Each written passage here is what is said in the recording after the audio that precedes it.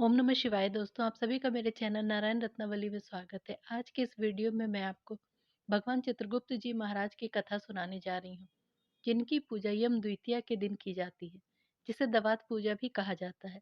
Video अच्छी लगे तो कृपया कर मेरे चैनल को लाइक, शेयर, सब्सक्राइब करें। तो आइए जानते हैं चित्रगुप्त जी महाराज की कथा।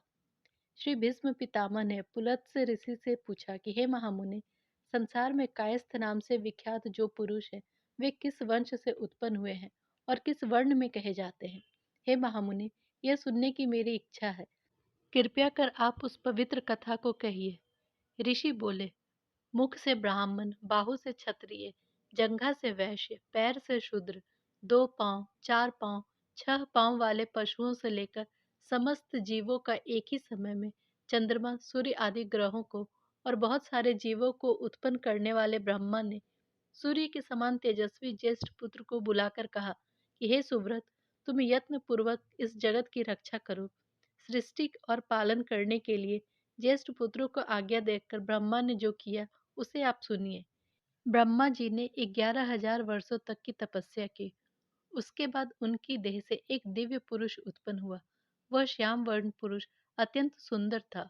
उस कमल नयन पुरुष ने कानों में कुंडल, गले में मुक्ताक्षर और देह पर पीतांबर वस्त्र धारण किए हुए थे। उनके हाथ में कलम और दवात थी। उस दिव्य पुरुष ने ब्रह्मा जी को साष्टांग प्रणाम किया। उस दिव्य पुरुष की वाणी सुनते ही ब्रह्मा जी की समाधि भंग हुई। उन्होंने पूछा, पुत्र, तुम मेरी ही काया से उत्पन्न हुए हो, अतः तुम्हारी जाति कायस्थ होगी, तथा तुम मेरे चित्त में गुप्त थे, इसलिए तुम्हारा नाम चित्रगुप्त होगा। तुम्हें बगलामुखी और गायत्री माता का पूजन करना होगा। तुम अवंतीपुर उज्जैन में जाकर तपस्या करो।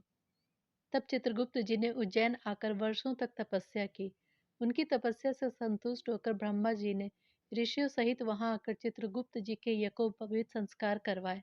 उसके बाद चित्रगुप्त जी का विवाह सुषमा ऋषि की पुत्री शोभावती और सिराध देव की पुत्री नंदिनी से हुआ। ये दोनों दैवीय शक्तियां मानी गई हैं। शोभावती प्रत्येक प्राणी के बाएं और नंदिनी दाएं अंग में स्थित रहती हैं और उनके सांसों का हिसाब रखती हैं। चित्रगुप्त के शोभावती से 8 पुत्र हुए। चारु, सुचारु, चित्रशक, मतिमान, हेमवान, चित्रचारु, अरुण और जितेंद्रिय।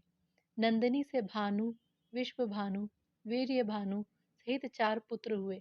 इन्हीं 12 पुत्रों को ही श्रीवास्तव, सूर्यध्वज, वाल्मीकि, अस्थाना, माथुर, गौड़, भटनागर, सक्सेना, अम्बस्ट, करण, निगम और कुलश्रेष्ठ कहा गया है। अपने इन 12 पुत्रों को चित्रगुप्त जी ने अलग अलग ऋषियों के साथ पृथ्वी पर भेजा और कहा कि तुम लोग सदैव देवताओं का पूजन करना, ब्राह्मणों का आदर सत्कार करना, तीनों लोगों के हित के लिए प्रयत्न करना और धर्म की कामना करके महिषमर्दिनी देवी की पूजन अवश्य करना।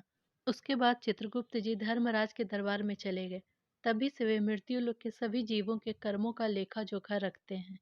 चित्रगुप्त जी की कृपा से ही राजा सौदास को सदगति की प्राप्ति हुई थी। आइए अब कथा सुनते हैं राजा सौदास की। राजा सौदास एक बहुत ही दुराचारी राजा था। उसने अपने राज्य में ढिंढोरा पिटवा दिया था कि दान, धर्म, हवन, श्राद्ध, तर्पण, अतिथियों का सत्कार, जप, नियम, तपस्या मेरे राज्य में कोई ना करे। देवी आदि की भक्ति करने वाले सभी निवासी और ब्राह्मण वहां से उसके राज्य को छोड़कर दूसरे राज्यों में चले गए थे। जो उसके राज्य में रह गए थे वे यज्ञ, हवन, श्राद्ध, तर्पण कभी नहीं करते थे। उसके राज्य से पुण्य चला गया था।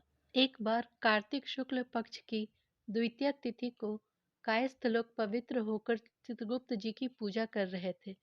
देव योग से राजा भी उधर घूमता हुआ जा पहुंचा और पूजा देखकर पूछने लगा कि तुम लोग यह किसकी पूजा कर रहे हो? वे लोग बोले कि राजन, हम लोग चित्रगुप्त जी महाराज की पूजा कर रहे हैं।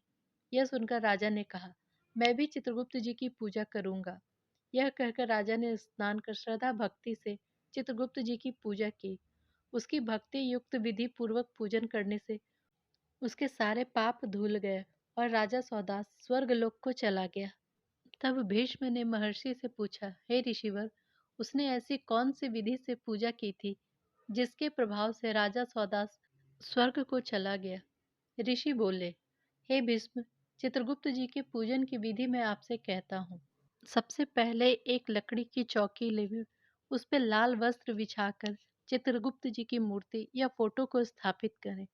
फिर उसकी गंगा जल से स्नान कर लोरली तिलक लगाएं। मौसमी फल, मिठाई, घी से बने नैवेद्य अर्पण करें। पुष्प चढ़ाएं।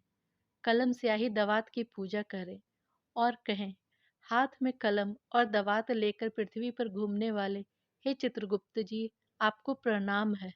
हे चित्रगुप्त जी, कायस्थ जाति में उत्पन्न होकर लेखकों को आप अक्षर प्रदान करते हैं। आपको बार बार प्रणाम है। जिसको आपने लिखने की जीविका दी, आप उनका पालन करते हैं। मुझे भी भक्ति और शांति दीजिए। राजा सौदास की मृत्यु के बाद यमदूत राजा को यमलोक में लेकर गए। तब यमराज ने चित्रगुप्त जी से कहा, यह राजा बहुत ही पापी है और इसने अपनी प्रजा से बहुत पाप करवाए हैं। यह सुनकर चित्रगुप्त जी ने कहा, मैं जानता हूँ यह बहुत पापी है, लेकिन इसने मेरी पूजा भक्ति भाव से की है और मैं इस पर प्रसन्न हूँ। इस कारण यह राजा बैकुंठ लोक को ही जाएगा। चित्रगुप्त जी की यह बात सुनकर यमराज ने राजा सौदास को वैकुंठ जाने की आज्ञा दे दी और वह वैकुंठ को चला गया। ऋषि ने कहा, जो कोई भी दूसरा पुरुष या कायस्थ चित्रगुप्त जी की पूजा करेंगे, वे सभी पाप से छूटकर परम गति को प्राप्त करेंगे। तुम भी सर्व विधि से चित्रगुप्त जी की पूजा करो, जिस पूजा को करने से तुम दुर्लभ लोक को प्राप्त करोगे। इस प्रकार भीष्म पितामह ने चित्रगुप्त जी की भक्ति पूर्वक पूजा की और कहा, हे चित्रगुप्त, हे महाबाहो, मेरी आयु को बढ़ाइए। उनकी पूजा से प्रसन्न होकर चित्रगुप्त जी ने भीष्म जी को वर दिया, जिस समय तुम मृत्यु का स्मरण करोगे, तुम्हारी मृत्यु उसी समय होगी। यह वरदान देकर चित्रगुप्त जी स्वर्ग को चले गए। जो भी इस विधि से चित्रगुप्त जी की पूजा करते हैं, उन्हें बैकुंठ की प्राप्ति होती है।